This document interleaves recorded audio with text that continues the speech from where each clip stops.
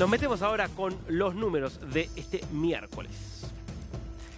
Atención con este número y con otros similares que están empezando a llegar de las elecciones en Estados Unidos cuando faltan solo 12 días para el 5 de noviembre cuando se defina al próximo presidente de la mayor potencia a nivel global. Y es el dato del voto anticipado. Ustedes saben, ya desde hace una semana principalmente, en gran parte del país ya es posible ir a centros de votación que ya están abiertos y votar. No es necesario esperar hasta el día oficial de la votación, que es el 5 de noviembre. En los 7 estados considerados críticos, porque son los 7 estados que están más parejos y que entonces van a inclinar la balanza en el colegio electoral para que se defina si gana Trump o gana Kamala Harris. En esos 7 estados ya se puede votar. Suman en total a nivel nacional 17 millones de votos ya emitidos. Es muy importante porque en un país donde la mitad de del padrón electoral suele votar y la mitad no vota, que haya esfuerzos por aumentar el caudal de votación puede terminar haciendo que se modifique el resultado de la elección según quiénes van a votar y quiénes no van a votar. Y el voto anticipado estimula la participación.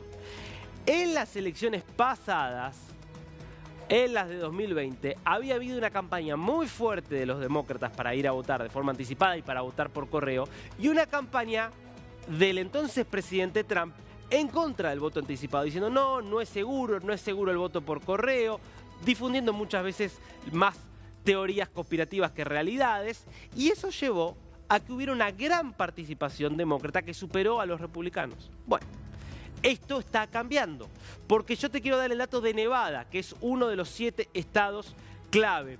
Y en Nevada, el 39,5% de las personas que fueron a votar antes, son 245.000 personas en este estado, que es, insisto, uno de los 7 decisivos, el 39,5% son republicanos, frente a un 36,8% de demócratas. Es decir, que en Nevada, y algo parecido se está registrando, por ejemplo, en Arizona, ya son más los republicanos que los demócratas los que han ido a votar. Esto muestra, primero, el cambio de estrategia del Partido Republicano, y segundo, que estaría viéndose a lo que ya empezaban a anticipar muchas encuestas, que es que hay mayor entusiasmo entre los republicanos para ir a votar que entre los demócratas. Luz de alarma que se enciende para Kamala Harris, que hoy en el promedio de las encuestas está perdiendo contra Donald Trump en los 7 estados decisivos. En el promedio, igual perdiendo por diferencias marginales, con lo cual nada de esto es decisivo y todos estos números están dentro del margen de error de cualquier sondeo. Ahora, este es un indicador que es importante para todos los analistas en los Estados Unidos, por eso es observado muy de cerca. Segundo número del día, número de la devastación. 10 millones de personas perdió Ucrania en 2 años y medio. 10 millones de personas. La ONU actualizó estadísticas de población según los datos disponibles, que no son demasiados por la enorme complejidad que supone hacer estimaciones poblacionales en medio de una guerra brutal como la que está sufriendo Ucrania, pero esas estimaciones indican que hoy Ucrania tiene 10 millones de personas menos de las que tenía en el año 2022, cuando se producía la invasión. Estamos hablando de un cuarto de la población. Un cuarto de la población, porque eran 40 millones de habitantes y hoy tenés cerca de 30 millones de habitantes. ¿Cómo se explica este número? Bueno, entre 6 y 7 millones de ucranianos dejaron el país en un éxodo que, fíjate vos, aún a pesar de la guerra brutal que ha sufrido Ucrania, no llega a alcanzar al éxodo venezolano de 8 millones de habitantes en un país como Ucrania que tiene más población que Venezuela. Eso lo digo como comentario al margen, pero para que nunca perdamos dimensión de lo que ha ocurrido y de lo que está ocurriendo en Venezuela. Pero vuelvo, son 10 millones de habitantes, bueno, 7 millones se fueron como consecuencia del éxodo que generó la guerra. Y después se cree, la verdad que no hay datos certeros, pero que decenas de miles fueron asesinados. Y hay muchos otros que no está claro dónde están, si están también fuera del país o forman parte del éxodo y no están registrados, si se han ido a Rusia y por eso tampoco han registrado. Bueno, dudas que obviamente se producen en medio de esta guerra.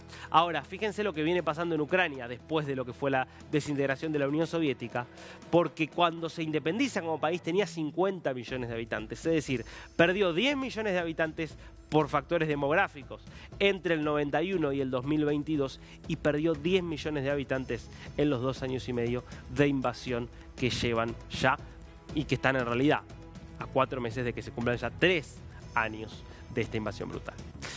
Nos metemos con las caras de este miércoles, ¿les parece? Giselle Pelicot, seguramente va a terminar siendo uno de los rostros del año, Giselle Pelicot, porque estamos hablando de la mujer que está encabezando uno de los juicios más impresionantes de los que se tenga registro en cualquier país del mundo.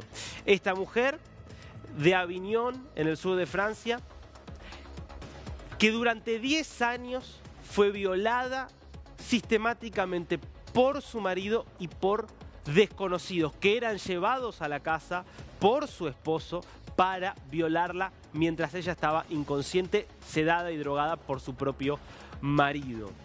Bueno, este caso, que es un juicio que comenzó en septiembre a partir de la decisión de Pelicot de avanzar con esta denuncia contra su pareja y contra por lo menos 50 hombres que hay registros, videos y que ellos mismos reconocen haber participado de estos aberrantes actos contra esta mujer.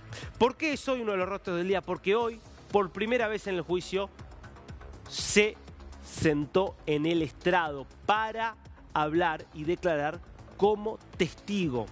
Un testimonio que obviamente muchos esperaban, no había hablado todavía en lo que va del juicio y fue muy impresionante realmente su testimonio, porque más allá de que contó detalles de cómo su marido la engañaba, cómo su marido le hacía creer que la estaba cuidando, cómo cuando ella empezaba a tener sensaciones extrañas en su cuerpo, incluso malestares cada vez más grandes, como consecuencia de las violaciones de las que no era consciente y de las drogas que le suministraba al marido para que pudieran otros violarla, cómo su marido la cuidaba y ella creía qué bueno que es mi marido, cómo me está cuidando, cuando mientras eso pasaba todo formaba parte del plan para que este hombre durante, insisto, 10 años entre 2010 y 2020 la utilizara sencillamente como un objeto para que otros pudieran satisfacer sus fantasías perversas.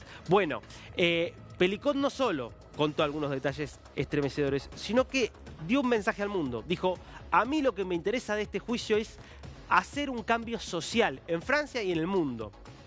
Y el cambio es que no puede ser que la víctima de una violación sienta vergüenza, porque eso es lo que cuentan muchas víctimas de abuso, de violación, que sienten vergüenza, que sienten que van a ser mirados, señalados.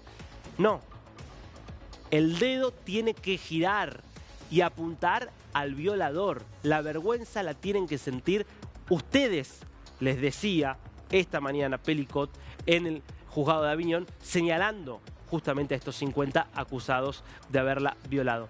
Ese es el cambio que yo quiero lograr, dijo Pelicot, con este juicio. Que dejen de sentir vergüenza las víctimas de violación porque no tienen ninguna razón para sentirla y que la vergüenza, el bochorno y por supuesto el castigo correspondiente lo tengan aquellos que violan, aquellos que abusan. Segundo rostro del día, hablando justamente de violaciones y abusos, Roman Polanski, el director obviamente muy prestigioso, muy aclamado por las películas que dirigió, hoy de 91 años, pero también un director con una sombra gigantesca sobre su vida por las denuncias múltiples que ha tenido de abuso, denuncias que se remontan a la década del 70 cuando él vivía en Los Ángeles y que lo obligaron a irse, sobre todo después de que una adolescente lo denunciara por violación. Bueno, él tuvo varias causas que se abrieron en los últimos años con denuncias de otras jóvenes que dijeron haber sido violadas y abusadas por Polanski en los 70 y había una denuncia que se había abierto en 2023 por un hecho que supuestamente se había producido en el 73. Lo cierto es que Polanski logró un acuerdo para que esta denuncia fuera desestimada. Se cree que es un acuerdo de tipo económico, no han trascendido mucho los detalles, pero Polanski, el muy controvertido, sobre todo por su vida privada, director que durante tanto tiempo no pudo volver a los Estados Unidos, consiguió la desestimación de una de las denuncias que había en su contra.